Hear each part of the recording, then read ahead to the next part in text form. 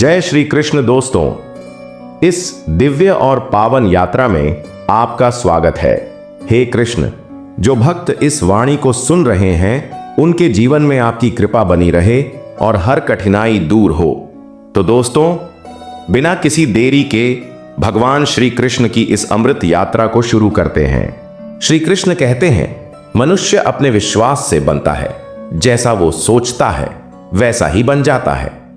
अगर इंसान खुद को बार बार असफल और कमजोर मानेगा तो वह वैसा ही बन जाएगा, लेकिन अगर वह सोचता है कि वह कठिनाइयों को पार कर सकता है तो वो धीरे धीरे वैसा ही बनता चला जाता है। श्री कृष्ण हमें सिखाते हैं कि हमारी सोच ही हमारी सबसे बड़ी शक्ति है। जैसा हम खुद के बारे में सोचते हैं वैसे ही हमारी दुनिया बनती है। जो व्यक्ति इच्छा और क्रोध पर नियंत्रण कर लेता है वही सच्चा शांत व्यक्ति होता है। इच्छाएं जब पूरी नहीं होती तो भीतर क्रोध पैदा होता है और वह विवेक को नष्ट कर देता है। ऐसे में व्यक्ति अपने सही निर्णय लेने की शक्ति खो देता है। लेकिन जो इंसान अपनी इच्छाओं और क्रोध पर नियंत्रण पा लेता है वह अंदर से शांत, स्थिर और सशक्त बनता है। यही आत्मनियंत्रण जीवन में सच्ची सफलता की कुंजी है। जैसे जल में कमल का फूल रहता है लेकिन भीगता नहीं, वैसे ही ज्ञानी व्यक्ति संसार में रहते हुए भी उसमें लिप्त नहीं होता। कमल का फूल कीचड़ में रहकर भी स्वच्छ रहता है, वैसे ही एक ज्ञानी व्यक्ति संसार में रहते हुए भी उसमें फंसा नहीं रहता। वह अपने कर्तव्यों को करता है लेकिन मोह और लोभ से मुक्त रहता है। श्री कृष्ण हमें सिखाते हैं कि दुनिया में जियो लेकिन उसके गुलाम मत बनो। यही सच्चा आत्मज्ञान और मुक्ति का मार्ग है। जिसे सुख और दुख समान लगते हैं वही सच्चा ज्ञानी है। जिनका मन हर परिस्थिति में शांत रहता है, ना सुख में उछलता है ना दुख में टूटता है, वही आत्मा की सच्ची समझ रखता है। श्री कृष्ण कहते हैं कि सुख दुख तो शरीर और मन से जुड़ी अवस्थाएं हैं, लेकिन आत्मा इन सब से परे है। जो इसे जान जाता है वही अपने जीवन की असली दिशा को समझ पाता है। अपने कर्तव्य का पालन करना ही सबसे बड़ा धर्म है। हमारा जन्म किसी न किसी उद्देश्य से हुआ है और उस उद्देश्य को पूरा करना ही हमारा सच्चा धर्म है। श्री कृष्ण अर्जुन से कहते हैं कि तुम योद्धा हो, युद्ध करना तुम्हारा धर्म है, भागना अधर्म है। इसी तरह हर इंसान को अपनी जिम्मेदारियों से भागना नहीं चाहिए, बल्कि उन्हें पूरे मन से निभाना चाहिए, बिना किसी डर, लालच या मोह के। जो हुआ वह अच्छे के लिए हुआ, जो हो रहा है वह भी अच्छे के लिए हो रहा है, जो होगा वह भी अच्छे के लिए ही होगा। यह संसार ईश्वर की योजना से चलता है। जो भी घटनाएं हमारे जीवन में होती हैं वे हमें किसी बड़े अनुभव या शिक्षा की ओर ले जाती हैं। कभी कभी जो हमें नुकसान लगता है वही आगे चलकर सबसे बड़ी राहत बन जाता है।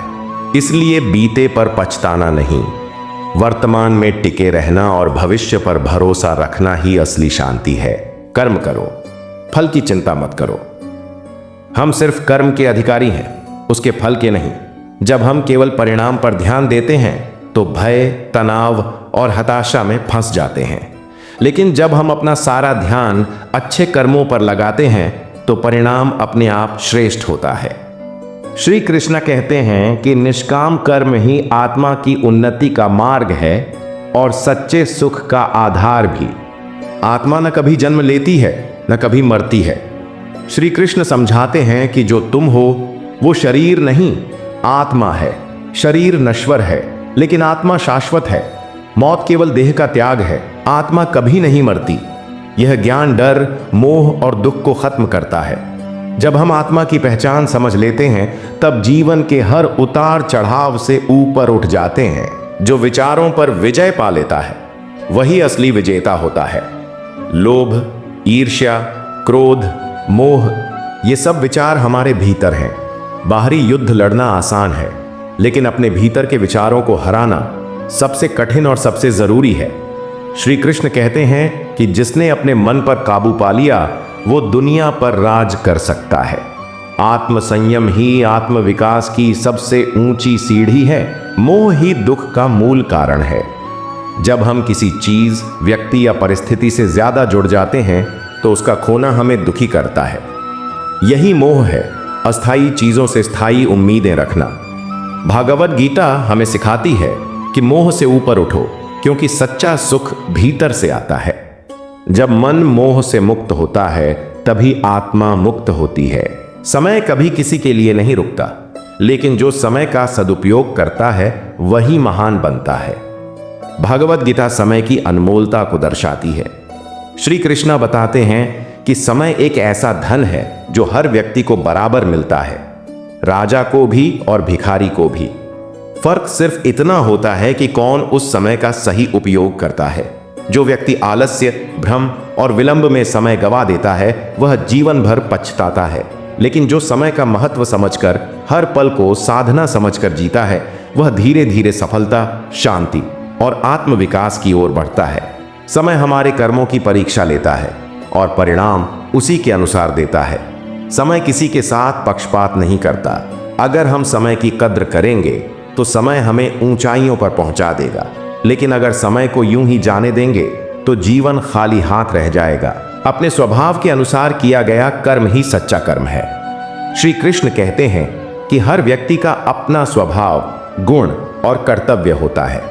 किसी और की नकल करके अगर हम जीवन जिएं तो हम न तो संतुष्टि पाएंगे न सफलता। गीता यह सिखाती है कि जो कार्य हमारे स्वभाव के अनुरूप है वही हमारे लिए उचित है। उदाहरण के लिए, अगर कोई योद्धा है तो उसका धर्म है रणभूमि में लड़ना। अगर कोई शिक्षक है तो उसे शिक्षा देना चाहिए। दूसरों के कर्म अपनाने से भ्रम पैदा होता है।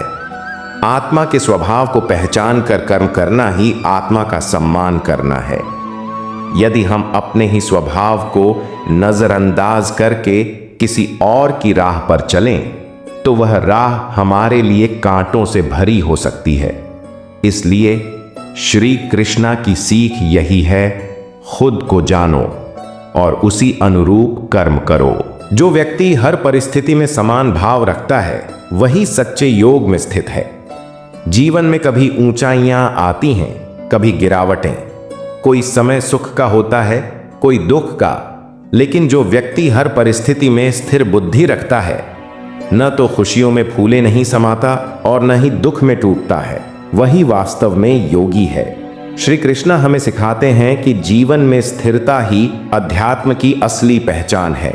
बाहर की स्थितियां हमारे नियंत्रण में नहीं हैं, लेकिन हमारी प्रतिक्रिया हमारे वश में है। अगर हम दुख में घबरा जाएं और सुख में अहंकार से भर जाएं, तो हम दुनिया की लहरों में बहते रहेंगे। लेकिन जो इन भावनाओं से ऊपर उठकर हर पल को एक अनुभव के रूप में देखता है, वही योग में स्थित होता है। उसका मन ईश्वर से जुड़ा होता है और वह सच्चे अर्थों में मुक्त होता है। भविष्य की चिंता छोड़ दो, बस आज का कर्म श्रेष्ठ करो। श्री कृष्ण अर्जुन से कहते हैं कि चिंता तुम्हें कमजोर बनाती है। भविष्य अनिश्चित है और उस पर हमारा कोई अधिकार नहीं है, लेकिन जो आज हमारे सामने है, यह पल, यह कार्य, उस पर हमारा पूरा अधिकार है। जब हम चिंता करते हैं तो ना तो हम वर्तमान को ठीक से जी पाते हैं और ना ही भविष्य को संवार पाते हैं। चिंता सिर्फ कल्पनाओं में खो जाना है, लेकिन कर्म वो सच्चाई है जिसे बदलने की शक्ति हमारे पास है। जो व्यक्ति हर दिन अपने कर्म को पूरी निष्ठा से करता है, उसका भविष्य स्वर्णिम बनता है। श्री कृष्ण का यही स्पष्ट संदेश है, कर्म करते रहो, फल अपने आप मिलेगा। चिंता से कुछ नहीं संवरता, लेकिन प्रयास से सब कुछ संभव है। जो अपने कर्म को पूजा समझकर करता है वह सच्चा साधक होता है। श्री कृष्ण हमें सिखाते हैं कि हर कर्म को एक यज्ञ की तरह करें, यानी पूरी श्रद्धा और समर्पण के साथ। जब हम अपने रोजमर्रा के कामों को भी पूजा मानकर करें, तब वो साधारण नहीं रहते। चाहे वह पढ़ाई हो, नौकरी हो, घर के काम हो या दूसरों की सेवा, अगर मन साफ हो और भाव ईश्वर के प्रति हो तो हर काम साधना बन जाता है। यह दृष्टिकोण इंसान को भीतर से शुद्ध करता है, अहंकार को मिटाता है और कर्म में आनंद लाता है। हमें अपने कर्मों को बोझ नहीं समझना चाहिए, बल्कि यह समझना चाहिए कि यही हमारे आत्मविकास का माध्यम है। जब हम हर काम को ईश्वर को समर्पित करते हैं तो मन शांत होता है और फल की चिंता भी मिट जाती है। ऐसा इंसान कर्म करते हुए भी ध्यान में होता है। जो मनुष्य स्वयं को पहचान लेता है वह किसी से डरता नहीं। अधिकतर डर हमारे अज्ञान से पैदा होते हैं। हमें पता नहीं होता कि हम कौन हैं, हमारी शक्तियां क्या हैं। लेकिन जब इंसान आत्मा का अनुभव कर लेता है और जान जाता है कि वह सिर्फ शरीर नहीं, एक शाश्वत सत्ता है, तो उसका डर खत्म हो जाता है।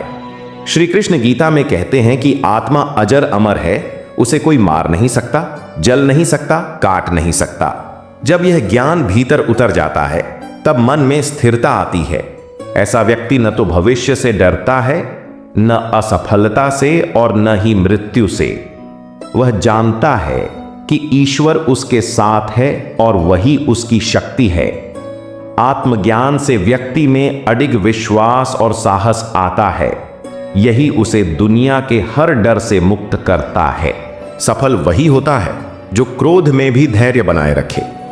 क्रोध एक ऐसा अग्नि है जो सबसे पहले उसी व्यक्ति को जलाता है जो इसे भीतर पालता है। श्री कृष्ण कहते हैं कि क्रोध से विवेक नष्ट हो जाता है, और जब विवेक चला जाए तो गलत निर्णय, पछतावा और दुख पक्का है।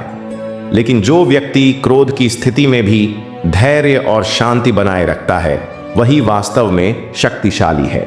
समाज में, परिवार में या किसी भी कार्य में संयम ही व्यक्ति को ऊंचाई देता है। क्रोध क्षणिक होता है, लेकिन उसके परिणाम बहुत लंबे समय तक असर डालते हैं। जब हम गुस्से में कुछ कहते या करते हैं तो बाद में पछताना पड़ता है। इसीलिए गीता हमें सिखाती है, प्रतिक्रिया से पहले विचार करो, और अगर मन में ज्वाला उठे तो पहले शांति से बैठो। यही आत्मनियंत्रण की सच्ची परीक्षा है। जिसका मन स्थिर है उसका जीवन सरल हो जाता है। मन अगर चंचल हो तो हर छोटी बात में उलझ जाता है, लेकिन मन अगर स्थिर हो जाए तो बड़ी से बड़ी परिस्थिति में भी इंसान शांत रहता है। श्री कृष्ण अर्जुन को युद्ध भूमि में यही सिखाते हैं। जब मन कर्तव्य पर टिका हो और मोह से ऊपर उठ जाए तो जीवन उलझता नहीं। मन की स्थिरता से निर्णय स्पष्ट होते हैं, रिश्ते मधुर होते हैं और कार्य प्रभावी होते हैं। आज के समय में बहुत से लोग बाहरी शांति खोजते हैं, लेकिन भीतर का मन ही अगर परेशान है तो कुछ भी संतोष नहीं देगा। ध्यान, सेवा, सच्चे कर्म और ईश्वर में विश्वास ही मन को स्थिर करते हैं। और जब मन स्थिर होता है तब जीवन में सादगी, स्पष्टता और स्थायित्व आता है। असफलता अंत नहीं, आत्म मंथन की शुरुआत है। भगवत गीता में श्री कृष्ण स्पष्ट कहते हैं कि सफलता और असफलता दोनों ही जीवन का हिस्सा है, लेकिन जो इनसे ऊपर उठकर आत्मचिंतन करता है वही विजयी होता है। असफलता केवल परिणाम नहीं, एक संकेत होती है कि कुछ सीखने की जरूरत है। हर असफलता हमें हमारे अंदर छिपे दोष, भ्रम और आलस्य को दिखाती है। जब हम असफल होते हैं तो या तो टूटते हैं या फिर और मजबूत बनते हैं। श्री कृष्ण हमें प्रोत्साहित करते हैं कि असफलता से घबराओ मत, बल्कि उसे एक शिक्षक की तरह अपनाओ। यदि हम आत्म मंथन करें, अपनी गलतियों को स्वीकार करें, उन्हें सुधारें और फिर से पूरे जोश के साथ प्रयास करें तो सफलता निश्चित है। असफलता केवल एक मोड़ है, मंजिल नहीं। तो मित्रों, आज के लिए इतना ही। आशा करता हूं इस कथा के बाद आपका दिन शुभ जाए। हम मिलते हैं अगली वीडियो में।